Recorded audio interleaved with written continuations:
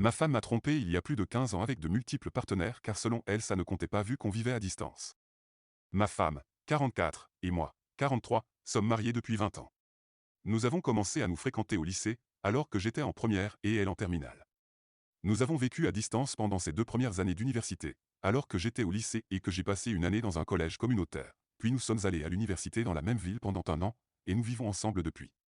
Nous nous sommes mariés l'été suivant la fin de mes études. Juste après Noël, nous nous sommes retrouvés avec quelques amis de l'université de ma femme pour rattraper le temps perdu, dîner, et passer du temps ensemble. Nous avons parlé de beaucoup de choses et ma femme a mentionné que nous nous étions rencontrés au lycée, pas que nous étions sortis ensemble, juste que nous nous étions rencontrés. Son ancien camarade de collège a fait remarquer qu'il était fou que nous nous soyons rencontrés au lycée, que nous ayons passé quelques années folles à l'université et que nous ayons fini par être ensemble. J'ai joué le jeu en disant que je ne savais pas si ma femme était aussi folle que moi.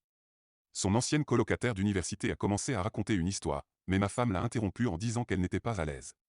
J'ai senti qu'il se passait quelque chose et j'ai dit que nous avions commencé à sortir ensemble au lycée et que nous étions restés ensemble pendant toute la durée des études de ma femme. Toutes les amies de ma femme sont devenues très silencieux et le reste du dîner s'est déroulé dans l'embarras. En sortant, l'un de ses colocataires m'a pris à part et m'a dit que je devais avoir une conversation honnête sur ce qui s'était passé à l'université. J'ai posé la question à ma femme en rentrant à la maison et elle m'a envoyé promener. Je lui ai dit qu'il était important qu'elle soit honnête avec moi, mais elle m'a répondu que ce n'était pas important. Lorsque nous sommes rentrés à la maison, je lui ai dit que j'allais rester chez mon frère jusqu'à ce qu'elle soit prête à parler de ce qui s'était passé à l'université. Le lendemain, elle est venue et a admis avoir couché avec plusieurs hommes au cours de ses 2 premières années d'université.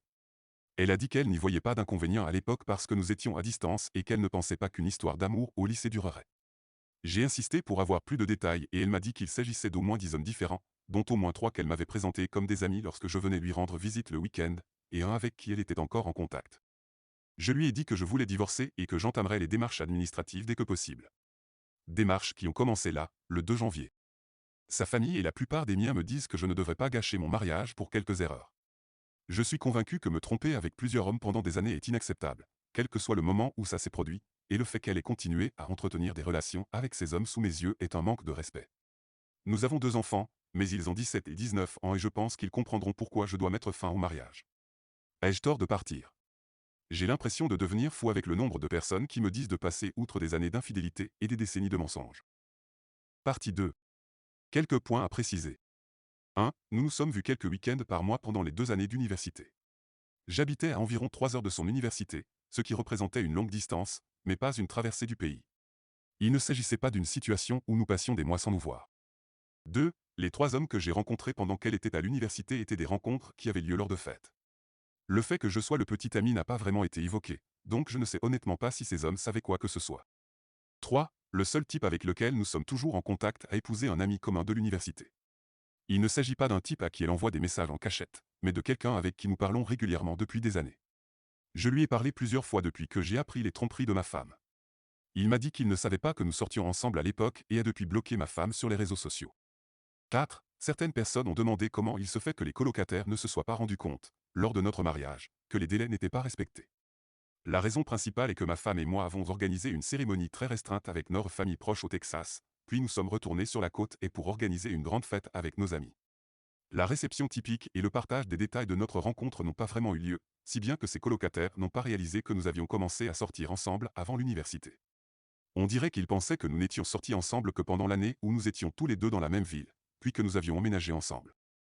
5. J'étais ouvert à une thérapie ou à une tentative de sauver le mariage, mais son insistance à dire que tout ça est courant et que c'est moi qui suis à côté de la plaque est tout simplement trop fort pour moi. La seule fois où elle a montré des remords ou même proposé de se réconcilier, c'est lorsque j'ai commencé à remplir les papiers. La semaine dernière, elle a recommencé à dire qu'elle avait raison et que je réagissais de manière excessive. C'est aussi la raison pour laquelle j'ai l'impression qu'on se fout de moi. Il semble évident qu'il s'agit d'un problème majeur, mais ma femme et d'autres personnes me disent que c'est normal et que je réagis de manière excessive. 6. Il est certain que nous sortions exclusivement ensemble à l'époque. Premièrement, la culture des rencontres était très différente il y a une vingtaine d'années, et l'exclusivité était en quelque sorte la règle par défaut pour la plupart des gens. Deuxièmement, nous avons eu une longue et difficile discussion avant qu'elle ne parte à l'université sur la poursuite de notre relation à distance. Elle voulait absolument que nous restions ensemble et a même plaisanté sur le fait que son père s'en prendrait à moi si je commençais à coucher avec des filles de mon école. 7. Je ne ferai pas de test de paternité à moins que mes enfants ne veuillent en faire un. Je n'ai aucun doute sur le fait qu'ils sont biologiquement les miens, et aucun test ne fera qu'ils ne soient pas mes enfants. Je les aime plus que tout au monde et l'infidélité de ma femme n'y changera rien, même si l'un d'entre eux ou les deux ne sont pas biologiquement les miens. Ils sont mes enfants depuis 19 ans et ils le resteront jusqu'à ce que je cesse de respirer.